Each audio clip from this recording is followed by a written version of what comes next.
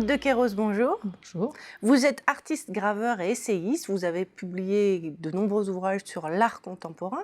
Et alors justement, on voulait avoir, à l'occasion de cette nouvelle année, on souhaitait avoir votre expertise sur le marché de l'art et savoir à quoi faut-il s'attendre en 2020 sur le marché de l'art.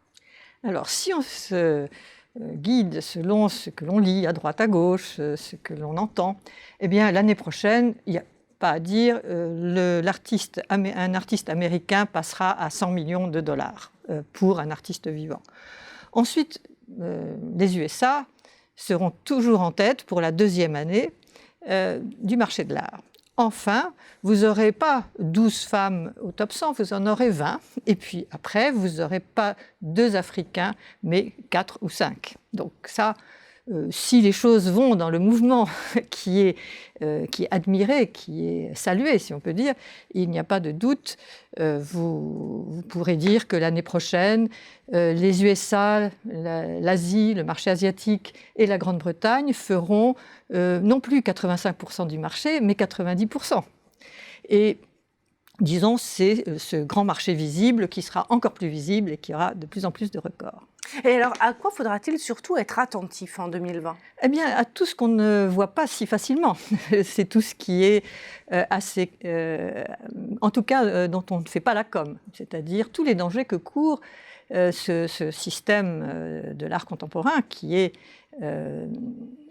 disons, qui est de plus en plus concurrentiel à l'intérieur du système. C'est-à-dire que les grandes galeries concurrencent les salles des ventes, qui concurrencent les foires, qui concurrencent, et évidemment, ça pose parfois des problèmes.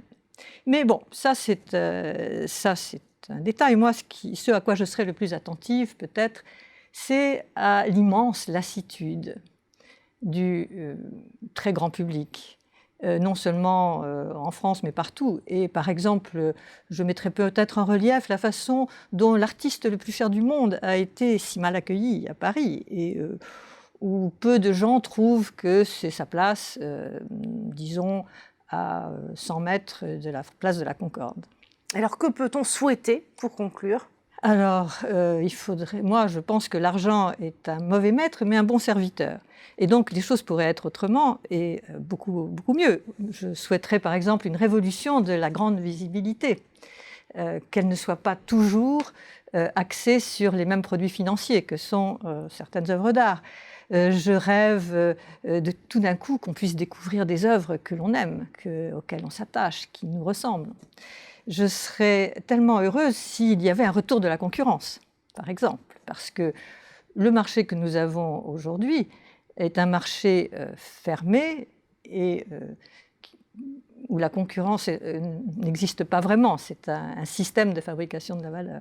Voilà, le souhait serait pour moi qu'apparaisse un jour ou l'autre, le plus rapidement possible, un véritable art qui répondent aux besoins anthropologiques de beauté, d'harmonie, de sens, où on peut se reconnaître soi-même en ne faisant pas la grimace. Merci Aude de Queyros pour cette analyse et on vous souhaite une bonne année également. Moi aussi.